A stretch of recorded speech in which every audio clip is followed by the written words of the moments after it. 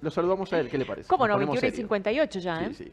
¿Cómo le va a este señor Guido Policena? ¿Qué tal? ¿Cómo les va? ¿Todo Muy bien? bien.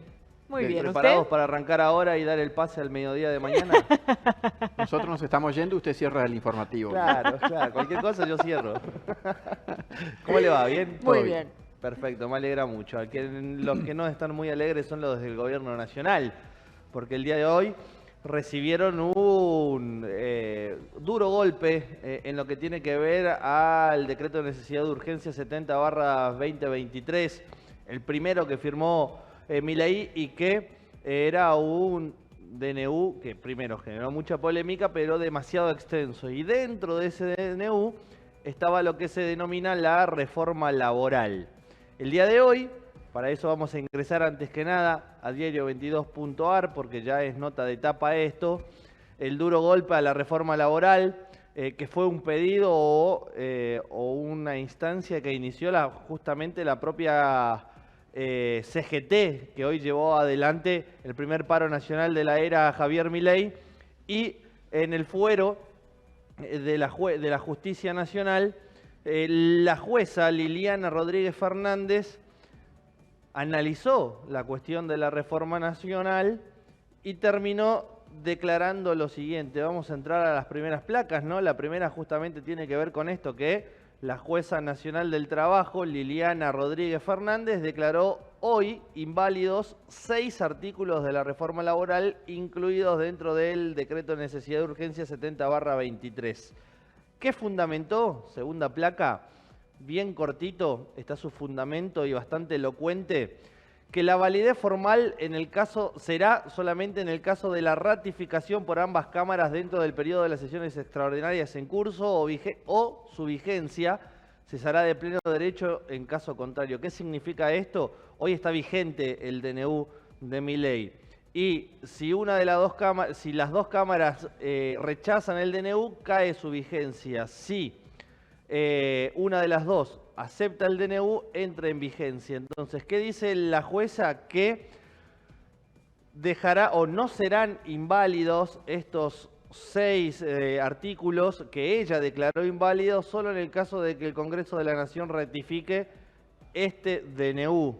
En caso contrario, por cuestiones lógicas, va a perder pleno derecho de vigencia, no solo la reforma laboral, sino todo el DNU, si no pasa el Congreso. Ahora, ¿cuáles son los artículos que tiene esta reforma? El número 1 es el artículo 73, que tiene que ver con los aportes, se le dice periódicos, pero mensuales o contribuciones que los trabajadores tienen dentro de su sueldo en virtud de las normas legales y que tienen que ver con convenciones colectivas, ¿sí? Con los acuerdos colectivos de trabajo, y que no es otra cosa más que la cuota solidaria gremial, las obligaciones sindicales, que este artículo, el 73, solo deja en obligación o solo deja que se pague esto siempre y cuando el empleado, el trabajador, esté de acuerdo y autorice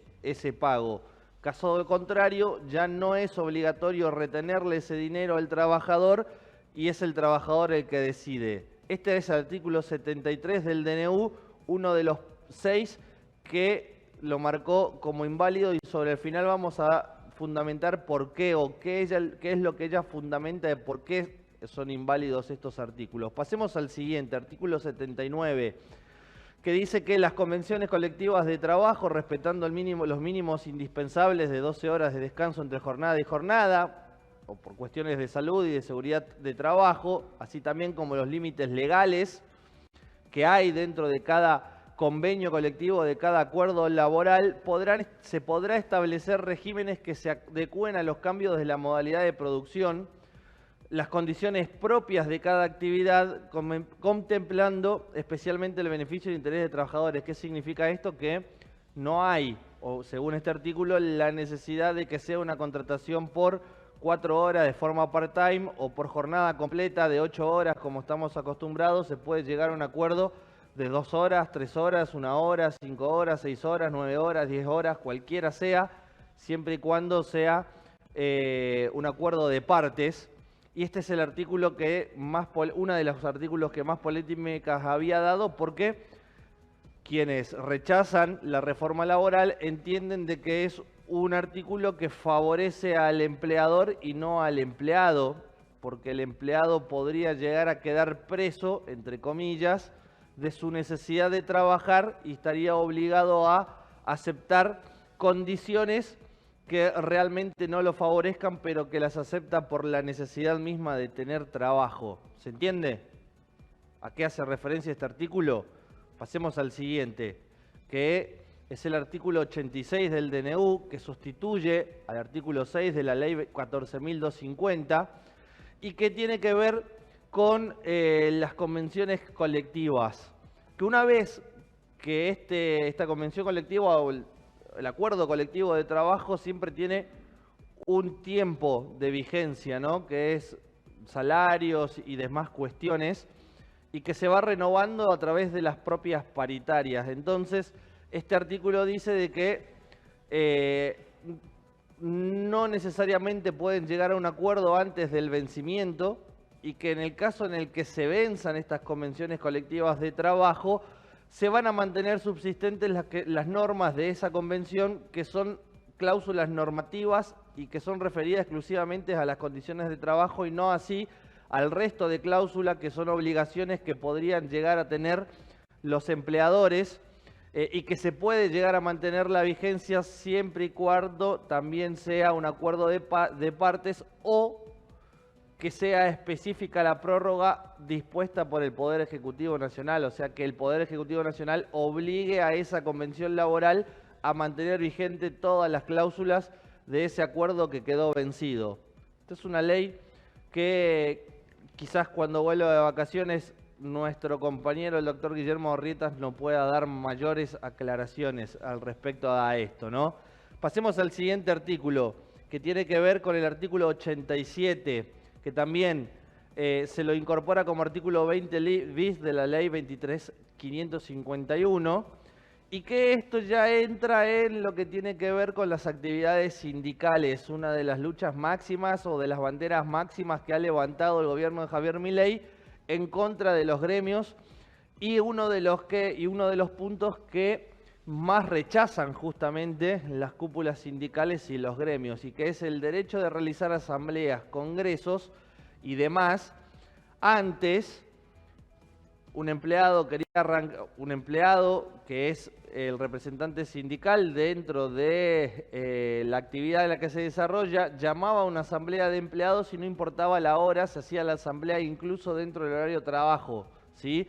Entonces esta modificación lo que propone es que estas asambleas se deben realizar siempre en horarios que no perjudiquen las actividades normales de la empresa o que puedan afectar a terceros, es decir, a cumplir con entregas de producción, a generar producción, a generar el trabajo dentro del horario de los trabajadores. Es decir, no se puede hacer más asambleas y cortar, interrumpir el trabajo productivo. Tiene que hacerse la asamblea en un horario donde la empresa no vea perjudicadas sus horas de trabajo. ¿Se entiende? Y aparte de este artículo 87, el siguiente artículo, el 88, también tiene que ver con esto, y es otro de los artículos que se decretaron como invalidez, porque esta es la que genera prohibiciones y que dejan a merced del empleador a los empleados sindicalizados. ¿Por qué? Porque es muy normal, se puede estar de acuerdo o no, eso lo dejo a merced de usted, televidente, la práctica común del sindicalismo cuando hace una protesta o medida de fuerza, muchas veces los representantes sindicales, los delegados sindicales se plantan afuera de una empresa, de una obra, de lo que sea, e impiden a aquellos que no se adhieren al paro a ingresar a realizar su trabajo. Entonces, una de las conductas prohibidas es afectar la libertad de trabajo de quienes no se adhieran a una medida de fuerza, Y al mismo tiempo, como opción B, es la de provocar justamente el bloqueo o la toma de un establecimiento como modo de protesta, ni hablemos de ocasionar daños en personas y cosas que son de la propiedad de la empresa.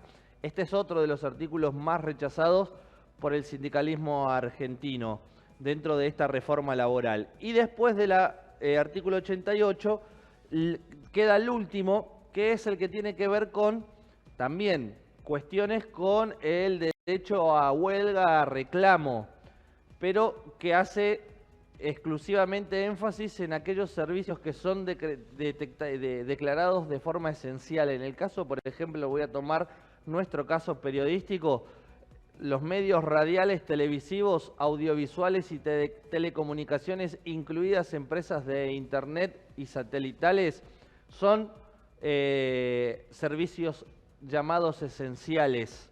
No sé si lo eran antes del 2020, pero fueron incluidos durante la pandemia y quedaron así dentro del convenio colectivo o dentro de la ley laboral. Entonces, en ese caso, aquellos que hacen medidas de fuerza no pueden hacer un paro total. ¿Por qué? Porque tienen que garantizar dos cosas. Uno, que se brinde el 75% de la prestación de servicios en servicios esenciales, y que además en ningún tipo de caso se podrá negociar una medida de fuerza con las autoridades correspondientes o imponer la parte sindical a la otra, a la parte de los empleadores, una cobertura menor al 50% de lo que se necesita en esa empresa para poder llevar a cabo la jornada laboral dentro, insisto, de los servicios llamados esenciales. Este es el artículo 24 de la ley laboral, pero que en el DNU está como artículo 97. Y para finalizar, tenemos que hablar de por qué, de cuál fue la conclusión, ¿no?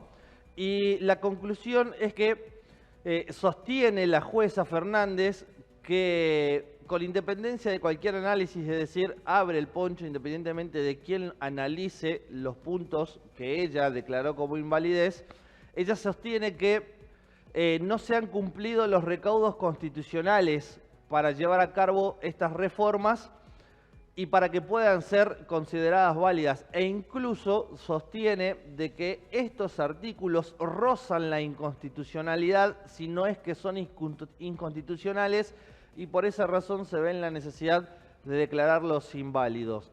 ¿Podrán ser declarados inválidos y entrar en efecto automáticamente? No, depende de la decisión de la Cámara Baja y Alta del Congreso de la Nación, compañeros. Pero esto fue una de las noticias del día dentro de la gran noticia del día, que tiene que ver con el paro nacional que se llevó a cabo en todo el país este 24 de enero, el primer paro general nacional que sufrió el gobierno de Javier Milei a 44 días de haber asumido.